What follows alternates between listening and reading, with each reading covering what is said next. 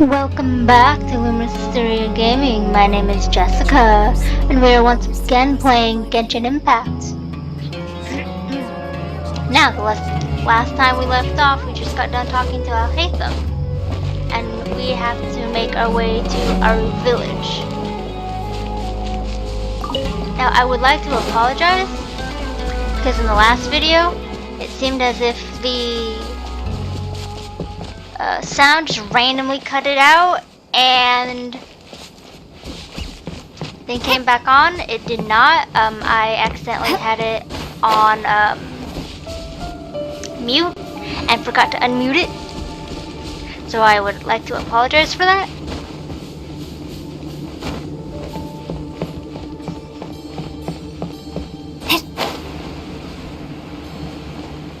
So we are now on our way to Aru Village. It's gonna be a bit of a butt. Oh well. At least I don't have to worry about having to wait through the entirety of another patch for this update.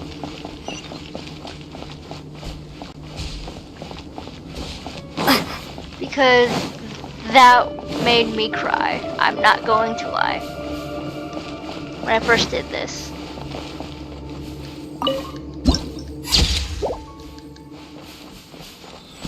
Let me get the Statue of the Seven right here. And we can continue onward. Oh, hallelujah, map.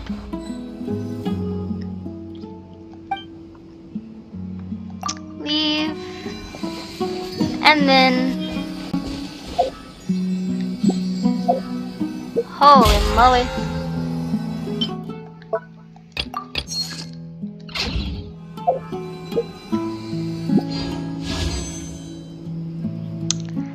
Ah, yes. The new wish banners. Yes. Which I will not be pulling for on this account because I have jack squat.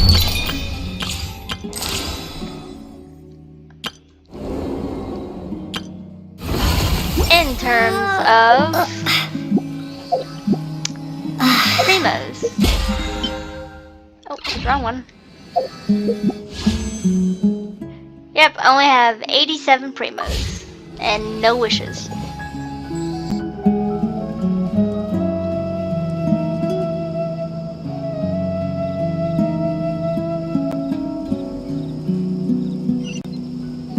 Before us lies Aru Village, the safe haven of the desert folk. Whoa, this landscape is really something else. What a cool place! Let's go check it out!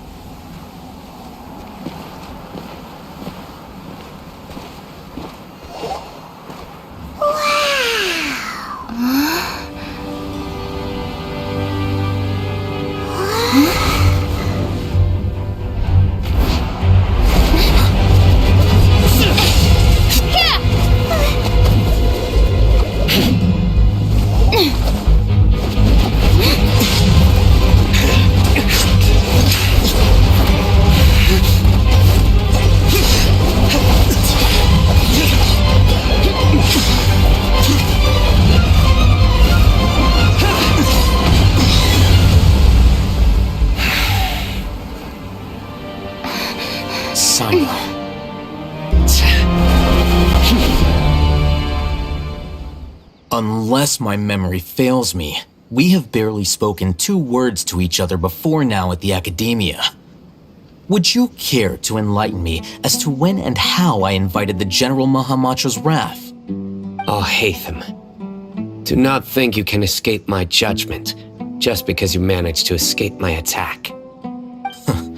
Judgment? So that's how you'd characterize your actions here, is it? Or would elimination perhaps be a more accurate description?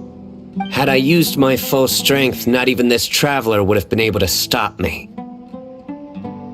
Though styled like an assassination, I sought only to ensure that my target would be unable to flee or resist. Standard practice for the Matra, as well you know. Seemed to me more like your own personal touch. Who is that, Alhaitham? Did you call him General Mahamatra? Yes. General Mahamatra Sino, head of all the Matra at the Academia. He's a formidable hunter, and the ultimate nightmare for any who have committed academic crimes. You seem to have placed a lot of trust in Alhaitham, to the point of blocking an attack for him. If I were you, I'd never choose to side with him. I wouldn't believe a single word that comes out of his mouth. I have been pursuing this scribe for a long time. I urge you, stand back and do not seek to defend him any longer. Otherwise, there will be consequences.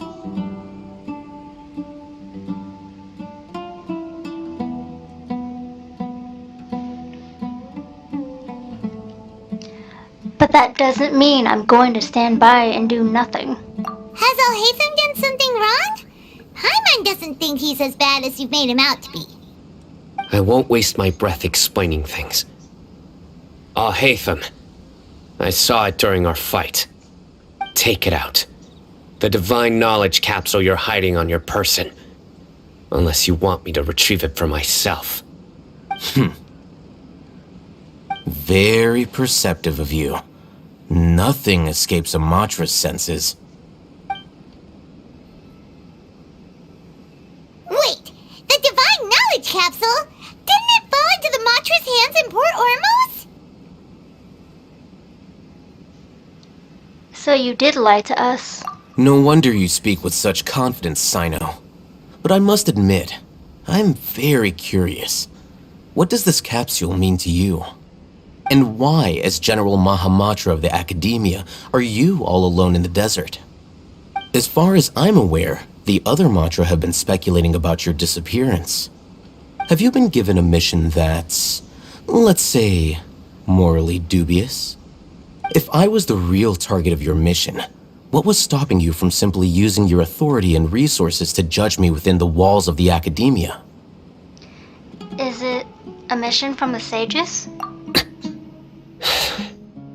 I should have known you'd be difficult to deal with. You two? Ugh! What should we do, Traveler? Paimon feels like we can't trust either of them! Ahem. Well, look at you two, acting all tough and self-righteous over there. Wait, Dia?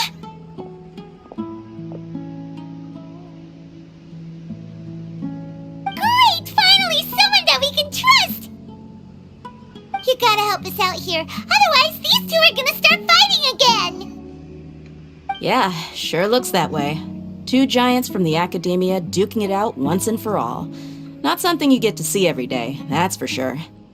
Listen, I know you academic types love to fill up your big brains with self-righteous morality and lord your empty rules and virtues over each other. But how dare you bring your petty disputes into the safe haven of Aru Village? It seems like someone's gonna have to beat some sense into your thick skulls until you finally learn to respect these grounds.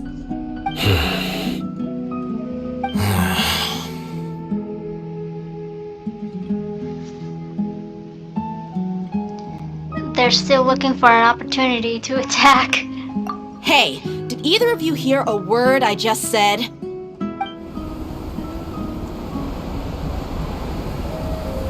Whoa, what's going on? The wind's so strong! Is this a sandstorm? Paimon's gonna get blown away! Another sandstorm? What's up with these recently? Hey! All of you, over here, quickly! We have to take cover! Someone's calling for us! Oh, this wind is too strong! Let's get over there! That sounded like Candace. Come on, you two. Jeez, are all of you academia folks such hard work? Move it! All right, stop yelling.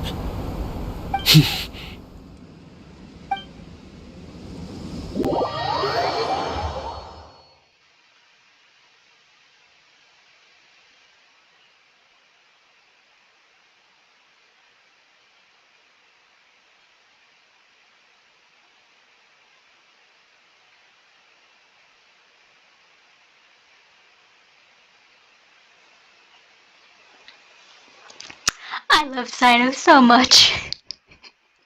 Can you guys tell?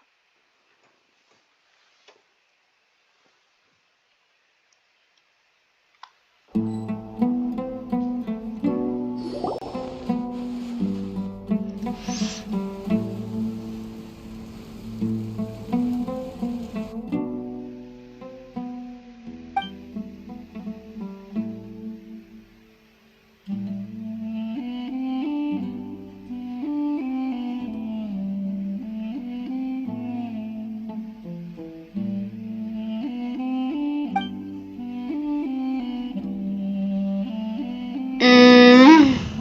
Well, this is pretty awkward.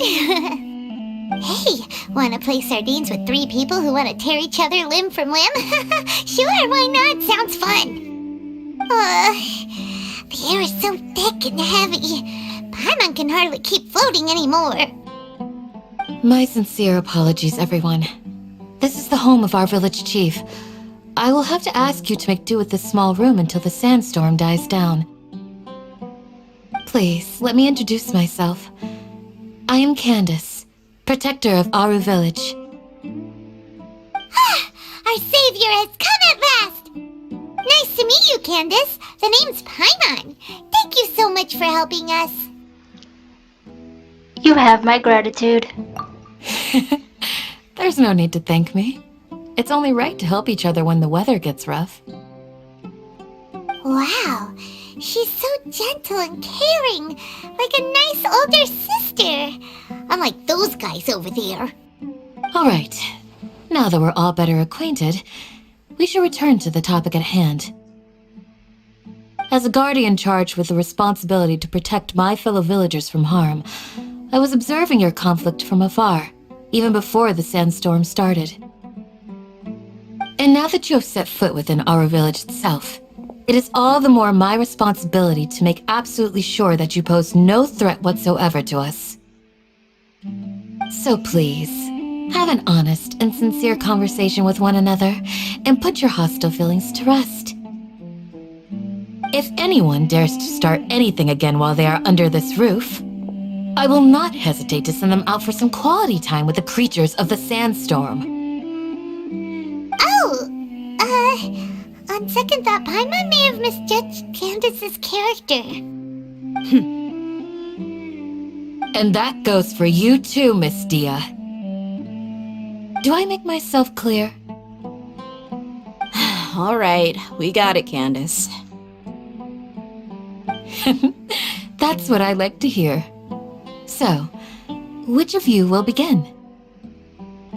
I was supposed to be a mediator, but I might have gotten a little too involved just now. Anyway, one of those two should probably start talking. Wait, that was you trying to be a mediator? I have nothing to hide, so there's no shame in explaining myself. While Al-Haytham wasn't wrong about the other Matra not knowing my whereabouts, it's not because I've been assigned a morally dubious mission. Rather, I've chosen to exile myself. Huh? Exile yourself? A little while ago, I discovered that there was data missing in the Academia's project planning and development files. What little they did report clearly did not match the project's actual progress. As General Mahamatra, I had the responsibility and authority to request an audit. However, to my surprise, the person responsible for the erroneous data was none other than Grand Sage Azar himself. I tried to investigate the issue myself before submitting a formal audit request, but I soon found that all leads and potential pieces of incriminating evidence were carefully concealed from me. I began to realize that they were cautious of me from the very beginning. Unsurprisingly, the Grand Sage rejected my audit request as soon as the submission reached his desk. He even said to me, "The power of the General Mahamatra is granted by the sages. You have no right to judge us." So they really are up to no good. I realized then that to the Grand Sage, the Matra are nothing more than tools for the sages to assert and maintain their control over knowledge. The vows that we took, the principles that we strive to uphold, they are meaningless to the academia of today. So you then decided to exile yourself? I believed it would be wise to flee the academia before the sages had a chance to take action against me. This way, they can no longer see nor predict my actions. I will never give up on this investigation. There's no need for someone else to give me power or authority. Once I find the truth, I will administer judgment by my own name. Sino seems to have the same goal as us. We're all investigating the sages. Plus, now that he's no longer the General Mahamatra, he somehow feels a lot less scary. It's still too early to trust him completely. Well, Sino, if that's your story, then why did you see Alhaitham as a target? When I was investigating the matter in the academia, I overheard a conversation between Alhaitham and a sage. The sages asked you to investigate a blonde-haired traveler. Do you dispute this, Alhaitham? What? Like many parts of the project, this assignment was undocumented. Now throw in your suspicious behavior with the Divine Knowledge Capsule, and I think we deserve an explanation. The sages were watching me from the very beginning. Yes. I was indeed tasked with investigating the traveler. Alhaitham! After all, the promised reward was so great that hardly any scholar could have refused. The sage told me, once you've completed this assignment, I can give you a glimpse of divine knowledge. A most enticing offer. Unfortunately, those academics don't know me at all. Their words contained one key piece of information, namely that divine knowledge indeed exists. That gave me all I needed to know. From my perspective, the sages are far from trustworthy. Think about it. Isn't it a little strange they're so willing to share divine knowledge with anyone, even as a reward? So, I began my own investigation following the lead of the Divine Knowledge Capsule. In the end, I realized my wisdom in committing to this rather than collaborating with the sages. Had I been less guarded, I probably would have ended up like that Ain al-Ahmar mercenary, incapable of remaining sane for long enough to hold a conversation.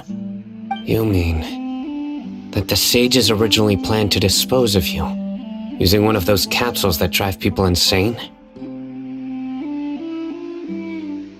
What about your encounter with me? I'd already given up on the assignment by then. I only told the academia I was waiting in Port Ormos for you to appear so they wouldn't suspect anything. So it came as quite a surprise when I encountered my erstwhile target while investigating the Divine Knowledge Capsule. Criminals do love to talk about coincidences. Even though I ran into the Traveler by chance, I had no intention of providing assistance to the academia. Also, you should remember, you were the ones who decided to follow me and strike up a conversation after I left that tavern. Is that enough to prove his innocence? That's true.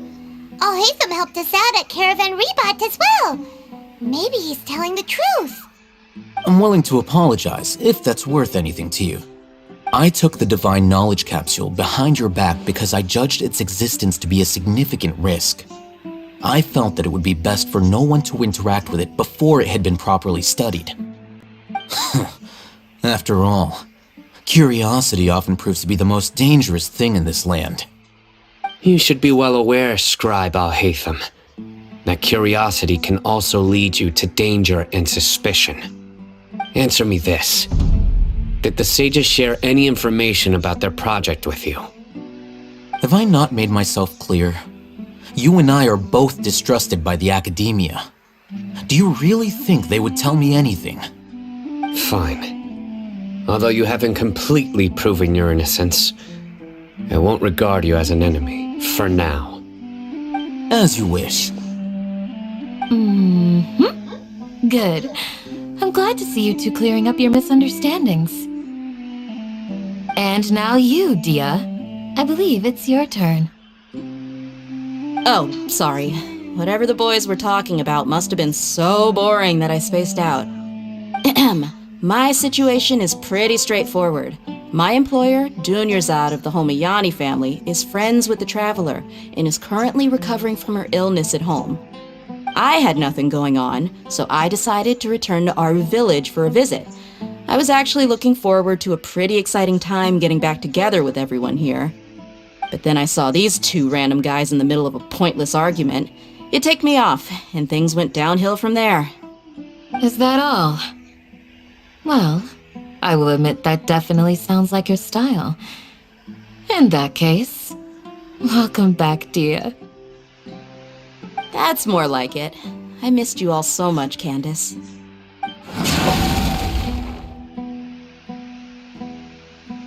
Whoa! What was that sound? No need to worry. Now that you're no longer at each other's throats, please make yourselves at home. I'll take a quick trip outside to clear out some of those creatures in the sandstorm. Creatures? In the sandstorm? Are you sure you don't want some backup? Fighting in a sandstorm is not for the faint-hearted. Anyone without extensive training in these conditions is at a disadvantage. You needn't worry. Yeah, just leave him to Candace. Don't worry, she's as tough as they come.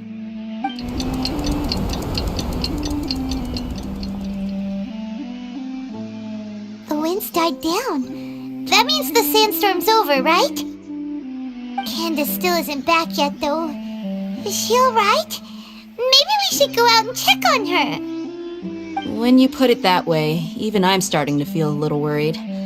All right, let's go. We've been here long enough, and the boys are as chatty as the floor.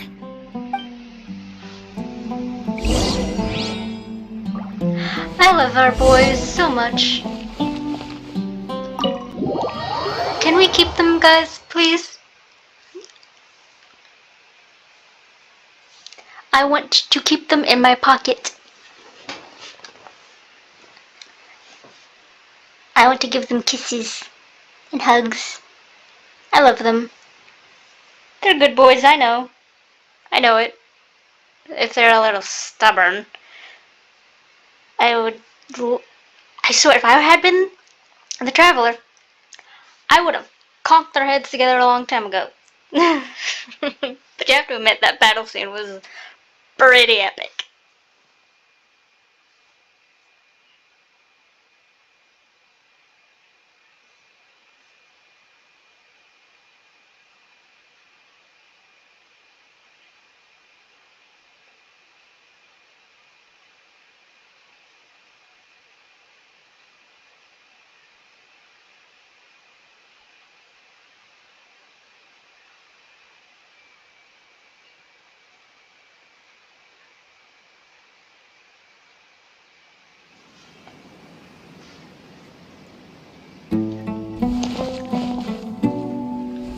Ah, yes. Just what I needed. Teleport waypoint. And off we go to the marker.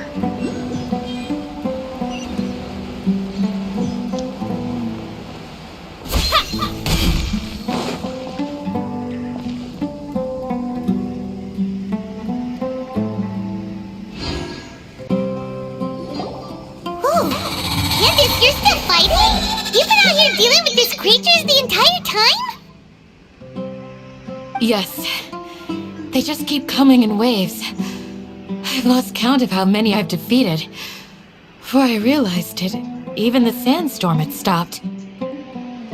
Her stamina is also something else. Ah, here comes another wave! Leave this round to us. I got interrupted earlier, but now I have something to take my anger out on. It's been quite a while since I've seen the Flame Main in action. I'll leave these to you then. I'll be sure to put on a good show. Let's go! Danger, doggos! Go, go, I'll protect us. Cool it! Propagate! Ninja doggos.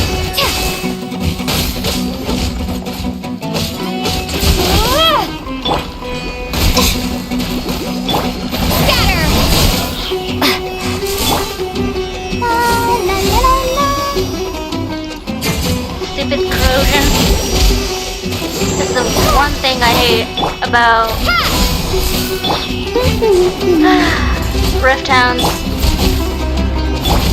Freeze! Oh, so sorry. Scatter! Germinate! Go, Barber!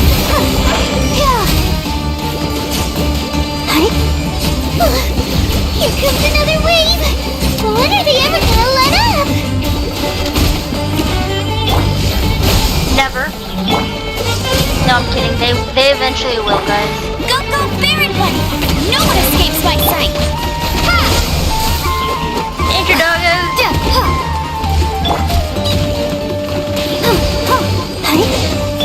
Propagate!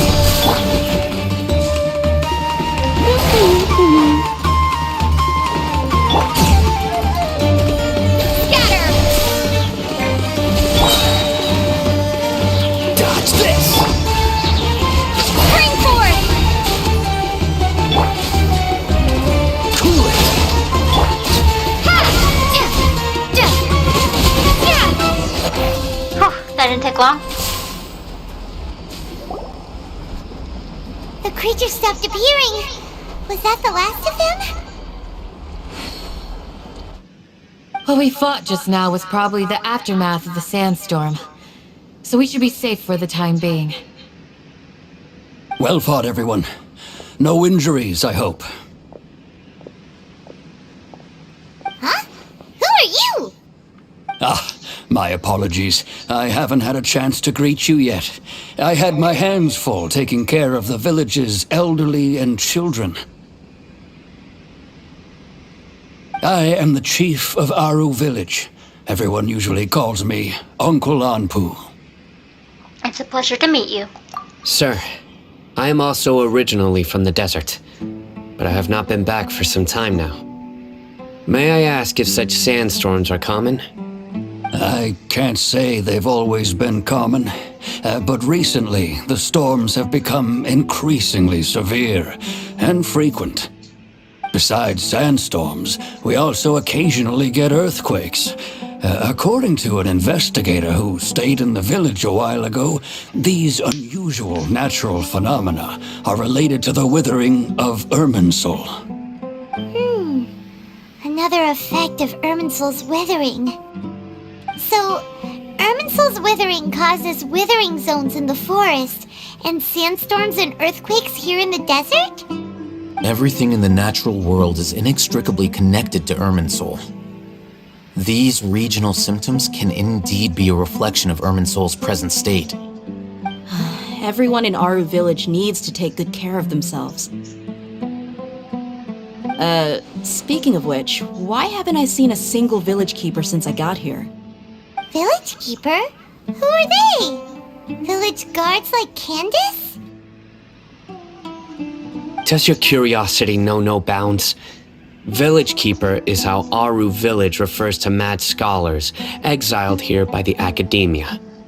Most of them are scholars who lost their sanity after a period of training in the Avidia forest.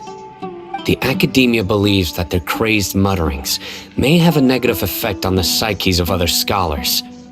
So, they're forcibly exiled to the desert. Though if you ask me, it's all a boatload of nonsense. A patient was also nearly exiled to the desert. Alas, that's exactly what we've been trying to investigate. One by one, the village keepers have been mysteriously disappearing without a trace. But no one in the village has ever seen them leave. If you're planning to stay around the village for the next few days, I'd appreciate it if you could keep an eye out for them. I've had encounters with those people in the past. I'll see what I can do to help. The Matra are the ones responsible for their exile. Now that you're no longer with them, Are you trying to alleviate your guilt and atone for your past sins? I'm fascinated by how you think. Mock me if you will, but if you are guilty, I will eliminate you, regardless of my position or identity. Oh, you're the former General Mahamatra. You must be an expert in these kinds of investigations. Thank you for your help.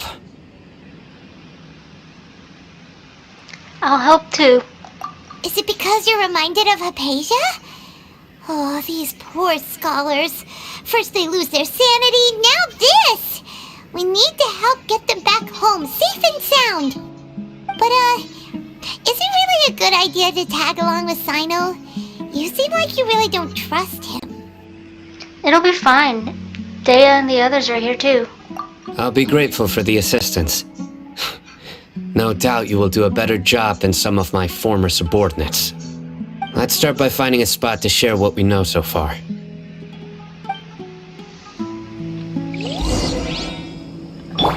Come on, we can do it! For the most part, that helped.